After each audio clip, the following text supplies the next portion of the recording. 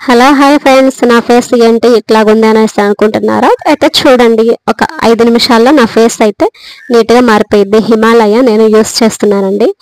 హిమాలయ వేపాకుది నేను యూస్ చేస్తుంది. చూడండి, కింద డిస్క్రిప్షన్లో నేను ఈ లింక్ని అయితే సెండ్ చేస్తాను, నేమ్ కూడా సెండ్ చేస్తాను. మీరు కూడా యూస్ చేసుకోండి. నా ఫేస్ మీద చిన్న చిన్న గుల్లలకు కానీ, పింపుల్స్ కానీ, చిన్న మచ్చలకు కానీ ఏమైతే ఒక్కటి కూడా ఉండవన్నమాట. కావాలంటే నా ఫేస్ని రియల్గా కూడా చూడొచ్చు మీరు.